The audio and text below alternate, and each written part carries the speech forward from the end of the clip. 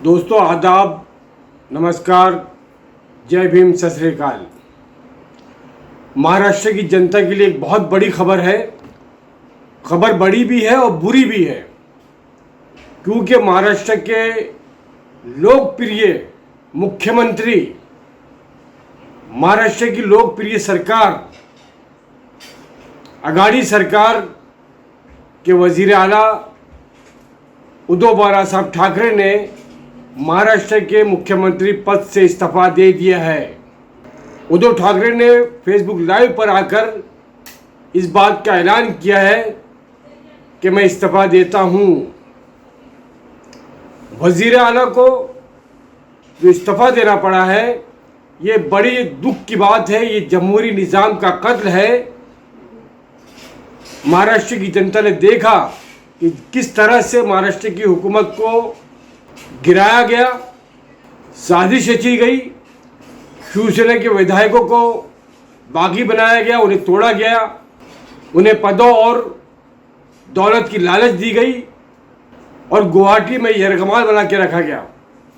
महाराष्ट्र के माजी मुख्यमंत्री देवेंद्र फडणवीस इस सरकार के बनने के दूसरे दिन से ये कह रहे थे, मैं पुन्हा येणार, लेकिन ऐसे जलील तरीके से दोबारा आएंगे या आने की कोशिश करेंगे, ये महाराष्ट्र की जनता नहीं जानती थी। आज महाराष्ट्र का विकास जो है वो पूरी तरह से ठप पड़ गया है। महाराष्ट्र का विकास रुक गया है और महाराष्ट्र की जनता, महाराष्ट्र के में सभी समाज के लोग वज़ीर आला मुख्यमंत्री उद्धव बाळासाहेब ठाकरे से बहुत ही प्रेम करते हैं। उन्होंने महाराष्ट्र को बहुत अच्छे तरीके से ढंग से 2.5 साल तक चलाया। कोरोना वबा के दौरान उद्धव ठाकरे ने जिस तरह से हुकूमत की, जिस तरह से यहाँ के पूरे सिस्टम को संभाला, निज़ाम को संभाला, बहुत अच्छे तरीके से मुकाबला किया और सभी को राहत पहुँचाने की कोशिश की। कोरोना वबा के दौरान, कोविड-19 के दौरान भी वज़ीर आला ने अपना अहम रोल निभाया। लेकिन आज भारतीय जनता पार्टी, आरएसएस के लोग, फाशिस्ट ताकतें, जिन्हें ये बड़ी तकलीफ थी कि महाराष्ट्र के अंदर किस तरह से शांति के साथ में हुकूमत चल रही है, महाराष्ट्र के अवाम किस तरह शांति के साथ रह रहे हैं, इन्हें बहुत तकलीफ थी कि महाराष्ट्र में किस तरह से यहाँ के निज़ाम को बिगाड़ा जाए, यहाँ पर दोनों फिरकों को लड़ाया जाए। कभी उन्होंने लाउड स्पीकर अजान का मसला उठाया, कभी तरह तरह के मसले उठाए, और हम ये देखते हैं कि महाराष्ट्र के अवाम वज़ीर आला से बहुत खुश थे। लेकिन आज बड़े दुख के साथ कहना पड़ता है कि महाराष्ट्र के वज़ीर आला ने इस्तीफा दे दिया है। इसका दुख जो है महाराष्ट्र की सारी जनता को है, और ये जनता आने वाले वक्त में जब भी चुनाव होगा, आप गलत ढंग से जमहूरियत का कत्ल करके हुकूमत पर कब्जा तो कर लेंगे, लेकिन आपको जाना है इसी महाराष्ट्र अवाम के सामने, जनता के सामने। जब जनता आपको करारा जवाब देगी, आप एक एक बागियों का, और आप भारतीय जनता पार्टी के जो भी उम्मीदवार होंगे उनकी जमानत हो जाएगी। ये महाराष्ट्र की जनता ने ये फैसला कर लिया है। और जिन लोगों ने विश्वासघात किया है शिवसेना के साथ में या उद्धव ठाकरे के साथ में, उसको भी कड़ा जवाब ये जनता देगी, महाराष्ट्र के आवाम देंगे। आपको ये भी बता दें कि उद्धव ठाकरे ने फेसबुक लाइव में आकर जो है जनता से संबोधित किया, राज्य के लोगों से संबोधित किया। उन्होंने इसका ऐलान फेसबुक लाइव पे किया। उद्धव ने विधानसभा परिषद की जो मेंबर साजी है, रुकनीत है, उसको भी छोड़ने का ऐलान कर दिया है। वहीं पर आपको बता दें कि हम जो है अभी इसके बाद में वज़ीर आला ने क्या कहा ये भी बताने की आपको कोशिश करेंगे, वो वीडियो भी आपको दिखाएंगे। लेकिन हमने अपनी तरफ से जो महाराष्ट्र की जनता की जो बातें हैं, जो उनके दिल में है या उन्होंने जो सोच रखा है, वहाँ वो कहीं ना कहीं हमने आपके सामने पेश करने की कोशिश की है। अब ये आपका काम है, जनता का काम है कि आप उद्धव ठाकरे के साथ में खड़े रहें, कंधे से कंधा मिला के खड़े रहें इस सरकार के जाने के बाद में भी, और सरकार के आने तक दोबारा आपको उद्धव ठाकरे को लाना है, पूरी ताकत के साथ में लाना है, और इस शिवसेना की सरकार को दोबारा से हुकूमत में बिठाना है। आपको ये भी बता दें कि महाराष्ट्र में कल ही फ्लोर टेस्ट भी होगा। सुप्रीम कोर्ट ने राज्यपाल के आदेश पर रोक लगाने से इनकार कर दिया है कि राज्यपाल ने शायद ये कहा था कि वे फ्लोर टेस्ट ना हो, जिस पर रोक लगा दिया। कल फ्लोर टेस्ट होगा। कल फ्लोर टेस्ट में हो सकता है कि कुछ विधायक जिनकी आत्मा जाग जाए, जिनका ज़मीर जाग जाए, वो दोबारा उद्धव ठाकरे के हक में वोट करें और पूरे महाराष्ट्र के आवाम का सम्मान करें कि जिन्होंने शिवसेना के नाम पर धनुष्य बाण पर मोहर लगाकर आपको विधानसभा में भेजा, असेंबली में भेजा। आपको इनकी लाज रखनी है, महाराष्ट्र के आवाम की लाज रखनी है आपको, और दोबारा से उद्धव ठाकरे के हक में और महाराष्ट्र के आवाम के हक में आपको कल उद्धव ठाकरे को वोट करना है और फ्लोर टेस्ट में उद्धव ठाकरे को दोबारा से मुख्यमंत्री के पद पर लाना है।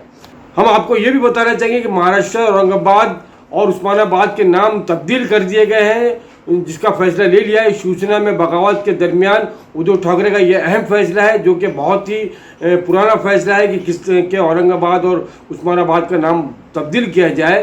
कहीं ना कहीं हम ये समझ सकते हैं उद्धव ठाकरे को भी जो हिंदुत्व के नाम पर जिस तरह से ये सरकार को तोड़ा गया है, उद्धव ठाकरे को भी अपनी हिकमत अमली के तौर पर इस औरंगाबाद और उस्मानाबाद के नामों को तब्दील करना पड़ा है इस प्रेशर में आके। और मुसलमानों को इससे ज़रा भी तकलीफ नहीं होगी कि औरंगाबाद और उस्मानाबाद का नाम बदल दिया गया है। महाराष्ट्र में बरसर इक़्तिदार जमात शिवसेना में चल रही बगावत के दरमियान उद्धव ठाकरे की हुकूमत ने औरंगाबाद और उस्मानाबाद शहरों के नाम तब्दील करने का जो फैसला किया है, हम उसके लिए बिल्कुल उनके साथ में है। महाराष्ट्र के आवाम उनके साथ में रहेंगे और किसी तरह का कोई इख्तलाफ पैदा नहीं होगा, हम ये समझ सकते हैं। औरंगाबाद और उस्मानाबाद के नाम जो तब्दील किया गया, उसके पीछे एकनाथ शिंदे की क़यादत में जो शिवसेना के कानून साजों का एक धड़ल्ला जो है, बागी जो है, गद्दार जो है, उद्धव ठाकरे से अलहदा हो गए हैं। उनका कहना है कि उद्धव ठाकरे ने इक़्तिदार के लालच में बाल ठाकरे के हिंदुत्व के नज़रिए से समझौता कर लिया है। उद्धव ठाकरे के शहरों के नाम तब्दील करने के फैसले को इसी जाविये से देखा जाना चाहिए या देखा जा रहा है। रिपोर्ट के मुताबिक वज़ीर आला उद्धव ठाकरे की सदस्यता में हुई रियासती काबीना की मीटिंग में औरंगाबाद शहर का नाम तब्दील करके संभाजी नगर और उस्मानाबाद का नाम तब्दील करके धराशिव करने का फैसला लिया गया। नाम तब्दील करने का मुतालबा जो है कि काफ़ी अरसे से किया जा रहा था। काबीना की मीटिंग में उद्धव इंतहाई जज्बाती हो गए और कहा, हमें अपनों ने धोखा दिया है। 2.5 बरस में होने वाली गलतियों के लिए मैं माजरत चाहता हूँ। बहुत ही जज्बाती अंदाज में कहा, बहुत दुख भरे अंदाज में उन्होंने ये कही है बात। और अब महाराष्ट्र के आवाम को उद्धव ठाकरे के साथ होना चाहिए और दोबारा से इस प्रिय सरकार को, इस महाराष्ट्र के प्रिय वज़ीर आला को दोबारा आपको चुन के लाना होगा। आपको ये भी बता दें कि शिवसेना के वज़ीर शहरों के नाम तब्दील करने की तजवीज़ को काबीना के सामने पेश की, जिसे काबीना ने मंजूरी दे दी है। काबीना इजलास के दौरान नवी मुंबई बैनुल-अक़वामी हवाई अड्डे को DB पाटिल के नाम से भी मंसूब कर लिया गया है। ये उद्धव ठाकरे का जाने से पहले ये चंद अहम फैसले जो आवाम के सामने आए हैं। आइए आपको ले चलते हैं अब उद्धव ठाकरे की उस तकरीर की तरफ जो उन्होंने फेसबुक लाइव में की है। आइए आपको वो सुनाते हैं, वो बताते हैं। और आपसे ये हमारी अपील है, निवेदन है कि इस वीडियो को ज़्यादा से ज़्यादा शेयर करें। महाराष्ट्र के आवाम जो है, ख़ास तौर से उद्धव ठाकरे के जो हिमायती हैं या जो हिमायत करने वाले लोग हैं, जो उनको चाहते हैं या इस हुकूमत के साथ में हैं, वो ज़रूर इस वीडियो को शेयर करेंगे ज़्यादा से ज़्यादा और हमारे इस पैगाम को, हमारी इस अपील को आगे पहुँचाने की कोशिश करेंगे। मैं आपका दोस्त राशिद अजीम अब आपसे इजाज़त चाहता हूँ। शुक्रिया, धन्यवाद, जय हिंद, जय महाराष्ट्र। माझ्या महाराष्ट्रातील बांधवांनो, भगिनींनो आणि मातांनो, नमस्कार, जय महाराष्ट्र। आज बऱ्याच दिवसानंतर या विचित्र वेळेला आपल्याशी संवाद साधतोय। अशी वेळ पूर्वी एकदा आली होती, आपल्यालाही तो दिवस आठवत असेल। देशात अचानक लॉकडाऊन केला गेला, आपण सगळेजण सैरभैर झालात, अस्वस्थ झालात, आता काय होणार म्हणून रस्त्यावरती आलात। आणि त्यावेळेला देखील मी साधारणतः याच वेळेला 10-10:30च्या सुमारास आपल्याशी संवाद साधून आपल्याला मी आश्वस्त केलं होतं की काळजी करण्याचं कारण नाही, ज्या गोष्टी आपण चालू ठेवलेल्या त्या चालूच राहतील। असो, हा फार पूर्वीचा किस्सा आहे। त्याच्यानंतरची पुढची वाटचाल आपल्या सगळ्यांच्या आशीर्वादाने आणि सहकार्याने इथपर्यंत अतिशय चांगल्या पद्धतीने झाली। सरकार म्हणून काय केलं तर सुरुवातच आपण छत्रपती शिवरायाच्या रायगडला निधी देऊन ते जे काही काम आहे ते पुढे चालू ठेवण्यासाठी म्हणून एक सुरुवात केली. हा एक योगायोग होता. नंतर जे इतकी वर्ष आम्ही बोलत होतो शेतकऱ्यांना कर्जमुक्त कर्जमुक्त, त्या माझ्या बळीराजाला कर्जमुक्त केलं. आता सुद्धा पीक विमा योजनेची जे बीड पॅटर्न आहे ते सुद्धा आपण करून घेतलंय. ह्या सगळ्या गोष्टी मी तुम्हाला का सांगतोय की साधारणतः ह्या सगळ्या धबडग्यामध्ये आपण विसरणारे तर तसे नाहीच आहात, पण थोड्याशा गोष्टी बाजूला पडतात. आज सुद्धा मंत्रिमंडळाची बैठक झाली आणि मला विशेष समाधान आहे. एक आयुष्य सार्थकी लागलं तशी एक माझी भावना आहे. ती म्हणजे स्वतः शिवसेना प्रमुखांनी जे नाव शहराला ठेवलं औरंगाबादला संभाजीनगर, त्या संभाजीनगर जिल्ह्याला औरंगाबाद जिल्ह्याला संभाजीनगर हे नाव आज आपण दिलेलं आहे. त्याचबरोबरीने उस्मानाबादला धाराशिव हे नाव दिलेलं आहे. तसंच जिथे मी लहानाचा मोठा झालो आणि आता तर मी मुख्यमंत्री, जे सरकारी कर्मचारी अहोरात्र मेहनत करतात, काम करतात, त्यांना वांद्रे वसाहत जी आहे तिथेच त्यांचं हक्काचं घर मिळावं म्हणून भूखंड सुद्धा आज मंजूर केलेलं आहे. आपण अशा अनेक गोष्टी आपण करत आलेलो आहोत. पण म्हणतात ना की एखादी गोष्ट चांगली चालू असली तर त्याला दृष्ट लागते. आता ही कोणाची दृष्ट लागली हे आपण जाणताच. पण आज मला विशेषतः शरद पवार साहेब आणि सोनियाजी आणि त्याचबरोबर काँग्रेस आणि राष्ट्रवादी यातील सर्व माझ्या सहकाऱ्यांना खास धन्यवाद द्यायचे आहेत. आज सुद्धा मला आनंद एका गोष्टीचा झाला, त्या नामांतराचा मी तुम्हाला सांगितलं. पण खेद एका गोष्टीचा झाला, दुःख एका गोष्टीचं वाटलं की ह्या ठरावाच्या वेळेला मंत्रिमंडळाच्या बैठकीमध्ये मी, आदित्य, अनिल परब आणि सुभाष देसाई केवळ फक्त 4 शिवसेनेचे मंत्री होते. बाकी सगळे मंत्री तुम्ही जाणता. आणि हा ठराव मांडल्यानंतर काँग्रेस असो वा राष्ट्रवादी काँग्रेस एका अक्षराने त्याला विरोध केला नाही आणि तातडीने त्याला मंजुरी दिली. म्हणून मी त्यांना सुद्धा धन्यवाद देतोय. हे सगळ्यांनी विशेष लक्षात ठेवायला पाहिजे. म्हणजे ज्यांनी आतापर्यंत ते करायला हवं होतं, करून घ्यायला पाहिजे होतं, ते राहिले नामानिराळे, दूर राहिले. पण ज्यांचा विरोध आहे असं भासवलं जात होतं ते सोबत राहिले. आज मी हे आपल्याशी बोलतोय, हे मनापासून बोलतोय. नेहमीच मी आपल्याशी मनापासून बोलतोय. शिवसेनेला 56 वर्ष झाली. 19 जूनला वर्धापन दिन झाला. लहानपणापासून मी शिवसेना काय आहे हे नुसतं बघत नाही तर अनुभवत आलेलो आहे. साधी साधी माणसं, कोण रिक्षावाले, कोण टपरीवाले, अगदी तुम्हाला आश्चर्य वाटेल काही हातबट्टीवाले सुद्धा, त्यांना शिवसेना प्रमुखांनी चांगल्या मार्गावरती आणलं. नगरसेवक बनवलं, महापौर बनवलं, आमदार बनवलं, खासदार झाले, मंत्री झाले. मोठी झाली माणसं मोठी झाली. आणि मोठी झाल्यानंतर ज्यांनी आपल्याला मोठं केलं त्यांनाच विसरायला लागली.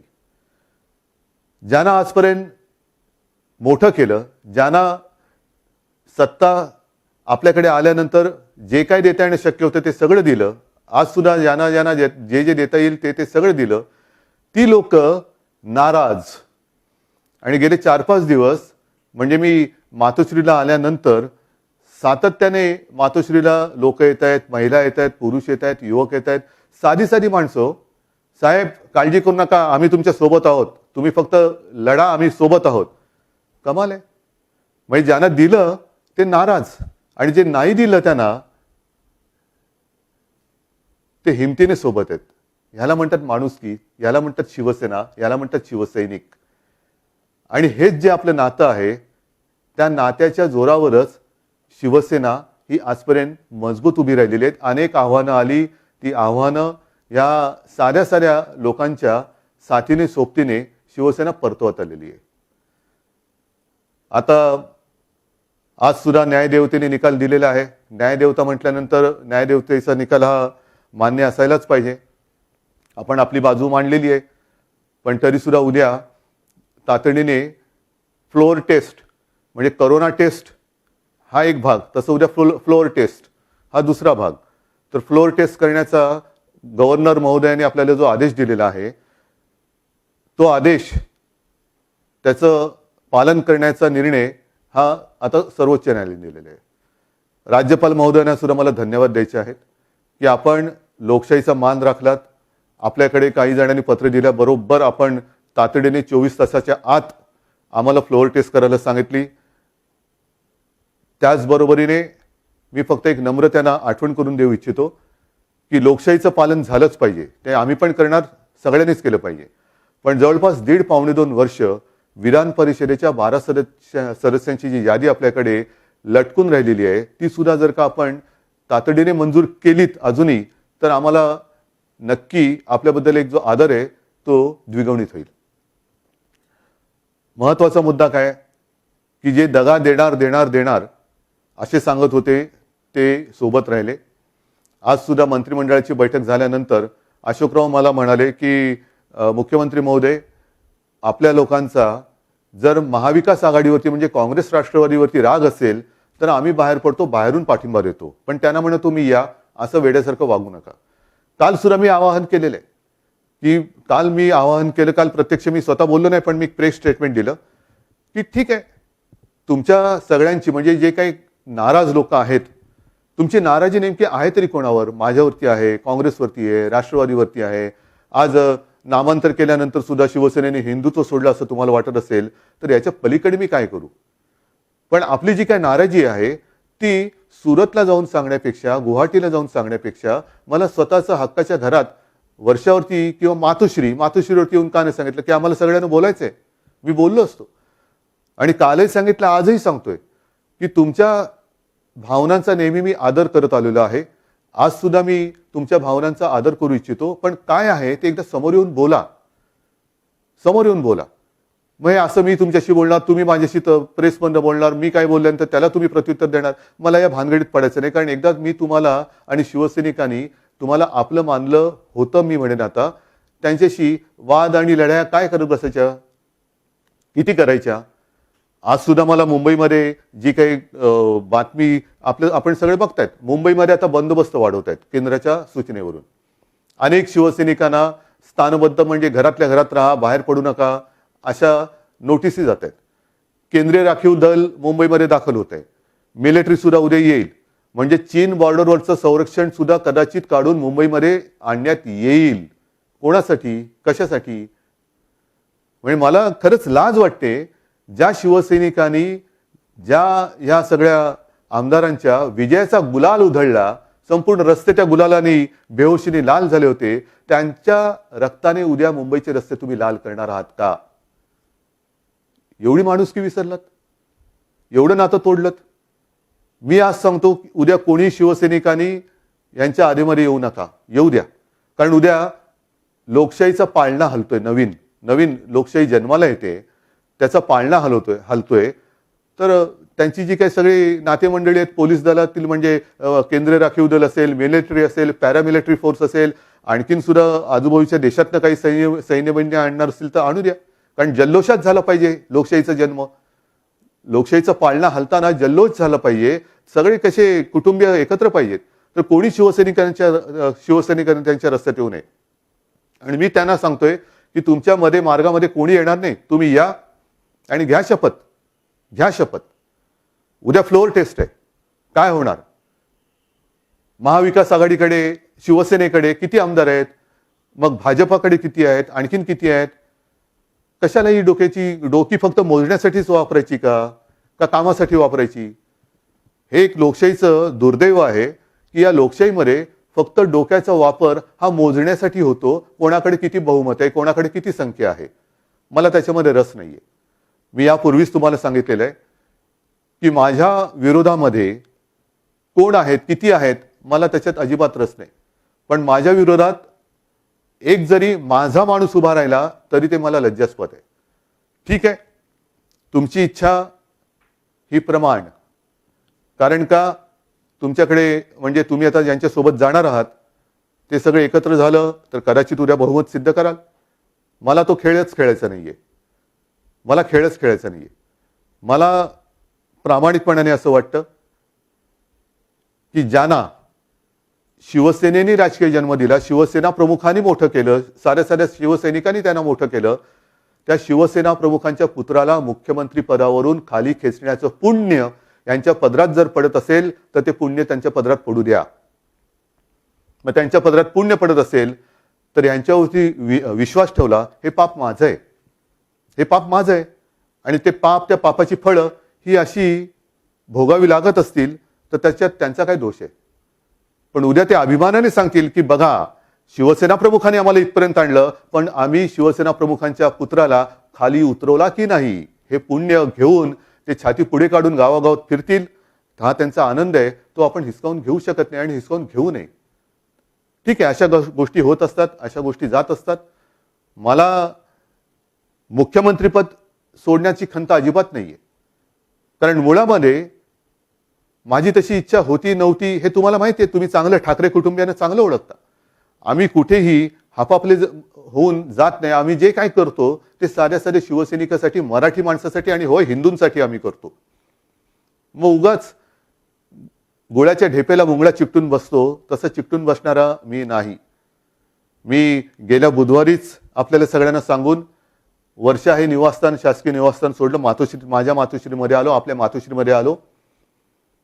आज मी आपल्या सगळ्यांच्या समोर मुख्यमंत्री पदाचा देखील त्याग करत आहे.